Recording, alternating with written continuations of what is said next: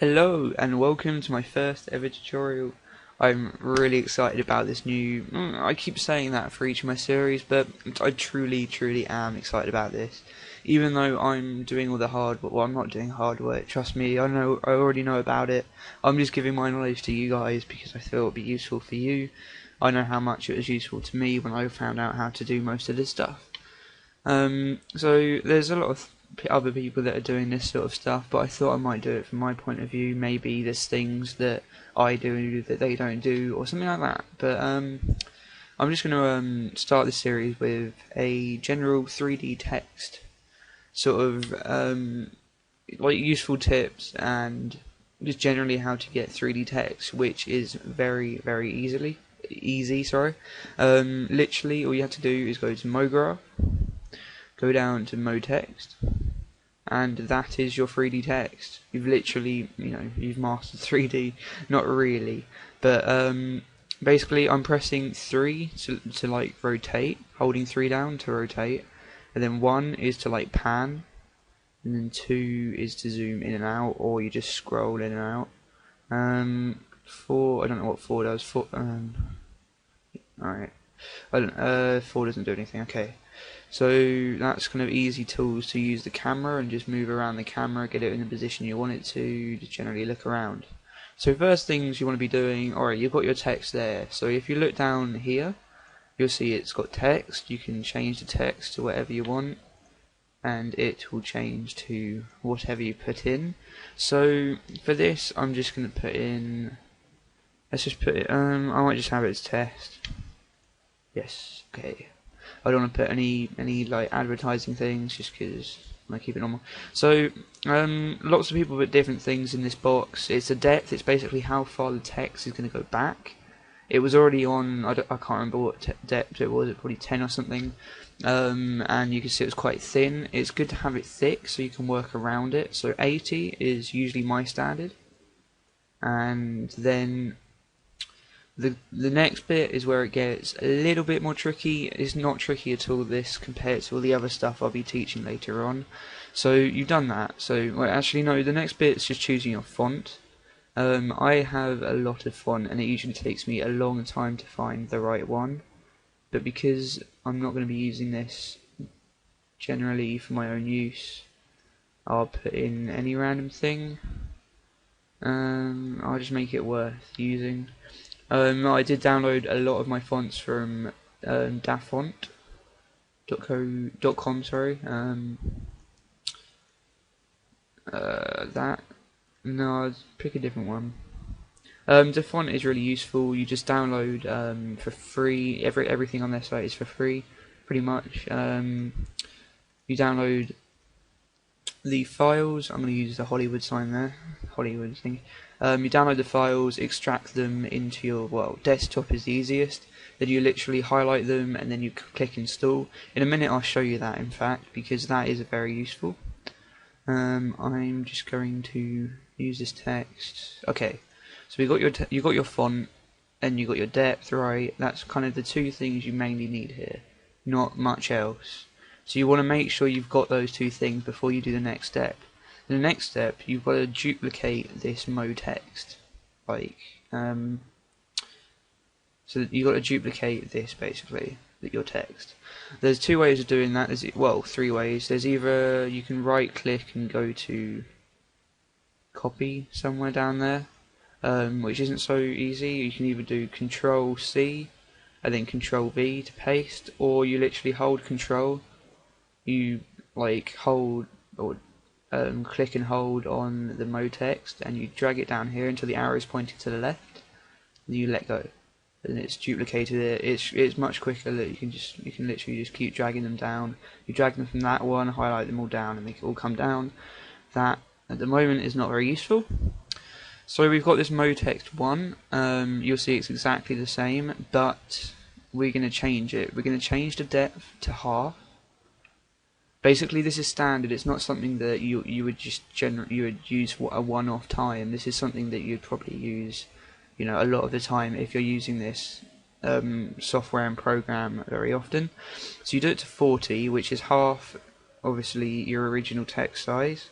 If I come around here, you can see above it.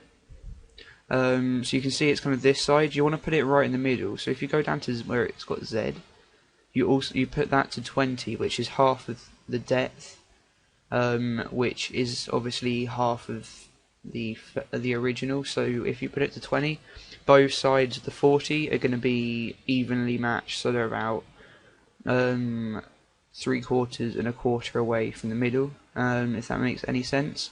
So you can see it's symmetrical and they're perfectly in the middle. I'll just come back around here. So you've got that in the middle. It hasn't changed anything yet. The white lines are literally just like a border to show you the selected item, so you can obviously select different ones and come off of it. So now you want to be you want to go to caps on, I believe it doesn't really matter which one you do. You can do it on both if you want. It changes different ways, but I generally do it on the second one, and your duplicated text, and then you go to caps, and you go to cap and scroll down to fillet cap, and do that for the end as well, the start and the end. So you can see we've got this sort of bevel sort of on the edge. You can the good thing now is to increase that. If you see, that's about 1/4 of the way to there, so you want to put this on about 8. Click enter, and then oh no, wait, I've just done that wrong, haven't I? You're about 1/4 of the way there, so that's 5. Let's put it on 20. This could look ridiculous. No, it doesn't look. It looks quite cool actually, but no, that's too much. Let's just put it on 10 then. I think 10 is the standard I usually put it on. I was just mucking around then. So you put it on 10, and then you can go back to the object, and I think that's pretty explanational, and that's done. Then a good thing to do here, actually no, I'll do that when you're done, because that's best to like finish it off. Okay, so now you want to get your materials. Generally when you're working with soft boxes and light boxes, etc., you want to be using reflection. For this, it's not that important. I mean, you can use it anyway. I'll show you how to use it anyway. So you want to click on here. You can just choose your. Actually, I might do that. You can choose your color that you want. I'm gonna go with red. Go with a fairly darkish red, a bit dull. I'm gonna keep specular on because we're not working with light boxes. So you can see it's very reflected now. You want to go to texture. You can go Fresnel, which is usually the standard that a lot of people use. It's basically what you should be using all the time. You just take it down. It doesn't really matter what the brightness and mix strength is at the moment, unless you're being very precise. Then you come off, and you simply just add it. You can either do that, as in just drop it onto the side you want, or you drop it up here. Obviously that's the second layer, so you want to go on the first layer there. And then let's just have a general matte black. You don't want it completely black. You want it, because it's not nice having it completely black, and it's not very practical. Okay, and then you've done that, and then to render it, like in other words, to see how it would look as a picture. I'm going through quite a few tips here. I'll probably upload this as a useful tip thing. So you can see it looks alright there. But then if you click this little symbol here, which is, if you look down the bottom, down here in a minute, it will say render active.